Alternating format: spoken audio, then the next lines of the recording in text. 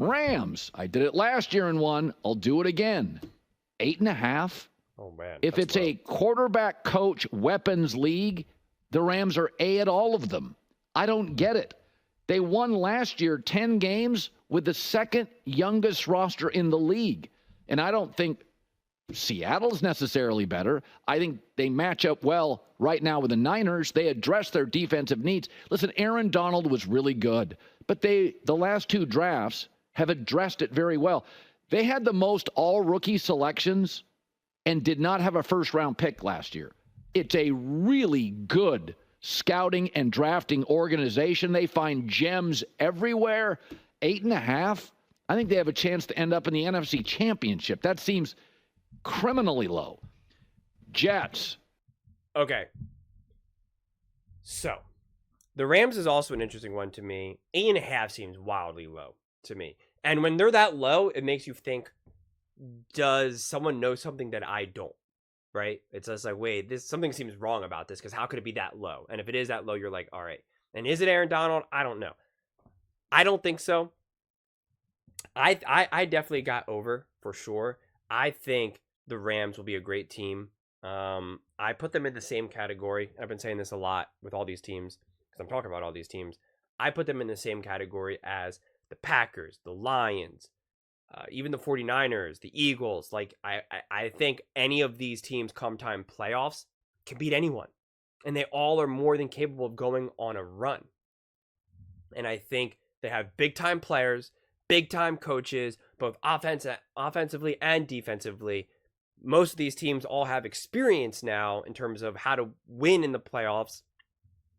And I just don't see how you could think so low of Sean McVay, Stafford, Cooper Kupp, Puka Nacua. Like, just that alone is so potent. And obviously there's a lot more to the football team than just that, but just Sean McVay and Matthew Stafford, as long as he's healthy. And I guess maybe they're considering, right? Like, I don't know how a lot of these over-unders and how these numbers get set up.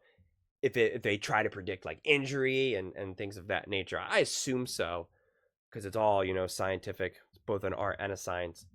But it's just hard for me to see the Rams, because the Rams, if they're under 8.5, that means they're not even a playoff team.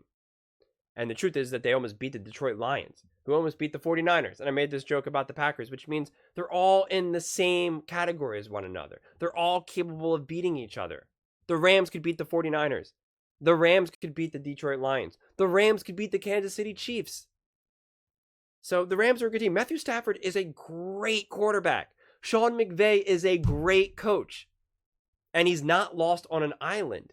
He has some weapons to throw to. And they are a younger team that is being developed. So I'm a little confused as to where such a low sense, a low opinion of the Rams lies. I feel like I'm missing something. And if I am, please let me know. What am I missing? What am I confused about? Because I really don't get it. Because I get that they have not the easiest schedule under the sun, but they are a really good team. The Rams are really good. Matthew Stafford is really good. Sean McVay is really good. Puka Nacua, Cooper Kupp. I know Donald is gone, but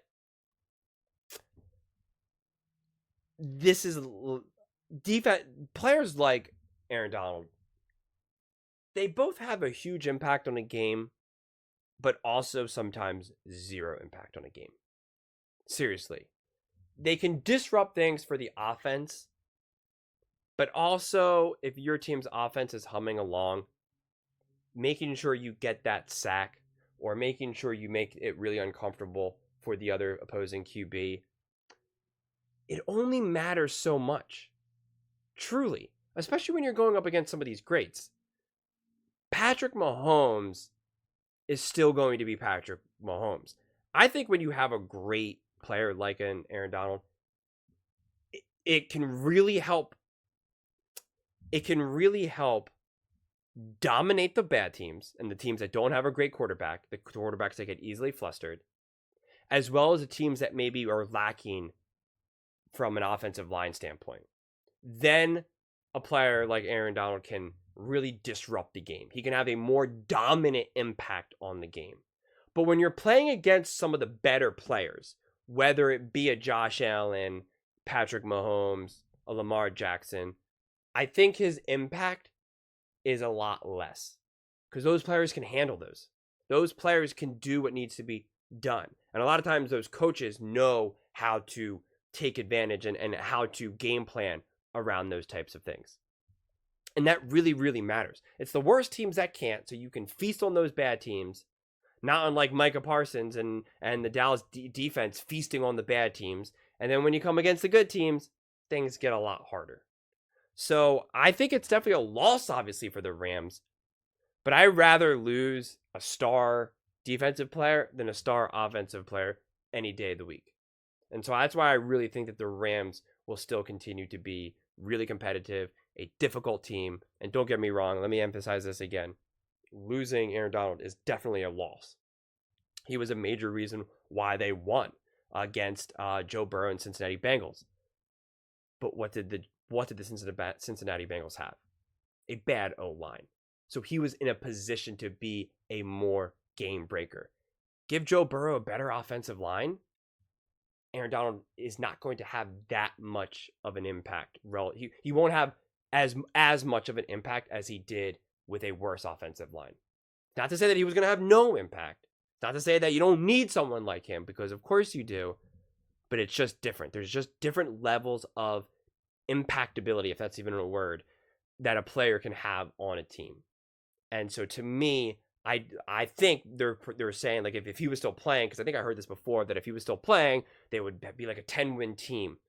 And I wonder, I question whether or not he is worth that many wins. I really don't know. I really don't. So if you guys have a better idea of that, then definitely let me know in the comments below, because it's, to me, I just find it's a lot harder to predict how an individual defensive player will impact a team overall relative to when you're looking at things from a more offensive perspective. But those are just my thoughts. I would absolutely love to hear yours. What do you think about the Rams? Do you think 8.5 is correct for the over-under, and do you think it's going to be over-under? Let me know in the comments below. I read every single comment, so whether you agree with me or disagree with me, either way, let's get in some discussions, let's get in some fights, but ultimately, let's just have some fun.